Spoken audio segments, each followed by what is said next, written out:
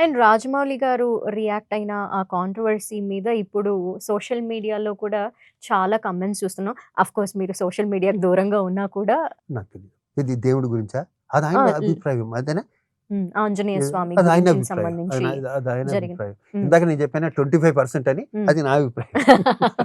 నేను నా హ్మ్. అభిప్రాయాన్ని అంటే ఎప్పుడు గౌరవిస్తా. హ్మ్. నా అభిప్రాయాన్ని కూడా ఆ 25%తో సహా అందరూ గౌరవించాలి. హ్మ్. ఆ!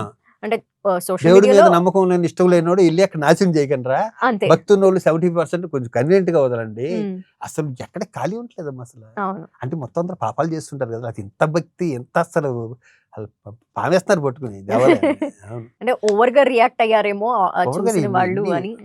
మన చరిత్ర, మన కొన్ని వేల వేల వేల చరిత్ర మనది హ్మ్. కదా! హ్మ్. అవును. సరే ఎన్నో కాంట్రవర్సీల గురించి మాట్లాడుకున్నాము. మీరు చాలా లైటర్ వేలో ఆన్సర్ చేశారు. లేదు ఉన్నది జెన్యూన్ నాకు. హ్మ్. నేను భయపడినమ్మా. అవును. అంటే నేను జెన్యూన్‌గా భయంతో అని చేశాను. నేను అనట్లేదు. అవును. చాలా ఎందుకంటే కూల్‌గా ఆన్సర్ చేశారు. దేవుడి దగ్గర ఆన్సర్ చేసినప్పుడు చాలా జాగ్రత్తగా చేయాలి. అవును.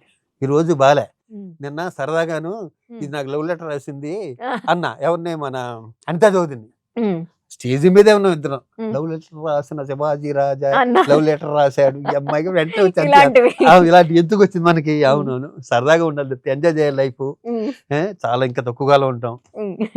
పడినంత కాలం కష్టపడ్డాం. హ్మ్. ఒకడికి అన్యాయం చేయకుండా. సో 40 ఇయర్స్‌లో అన్నీ చేసేసారు. ఏం చేయలేదు. ఇంకేదైనా 1% చేసాం. ఇంకా 99% అన్ని మరి క్యారెక్టర్స్ ఎంతమ్మా చేశారు అసలు. ఆల్‌మోస్ట్. లేదా? లేదు.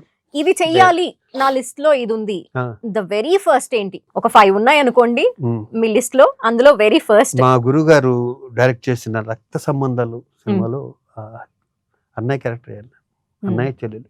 రాబోయే సినిమాలు 9 ఉన్నాయని మీరు స్టార్టింగ్‌లోనే చెప్పారు. అందులో రేపు సినిమా ఎలాంటి రిలీజ్ అవుతుంది. రేపు సినిమా రిలీజ్ అవుతుంది. హ్మ్. మహేష్ బాబు హ్మ్. డైరెక్షన్‌లో. హ్మ్.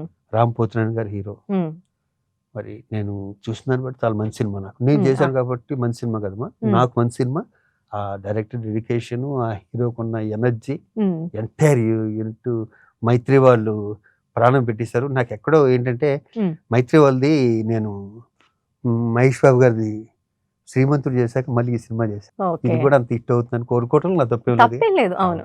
సో రామ్‌కైతే హిట్ వస్తది. 'ఆంధ్ర కింగ్ తాలూకాతో' అనుకుంటున్నారా? రావాలని మనస్ఫూర్తిగా రావాలి. కోరుకుంటున్నా.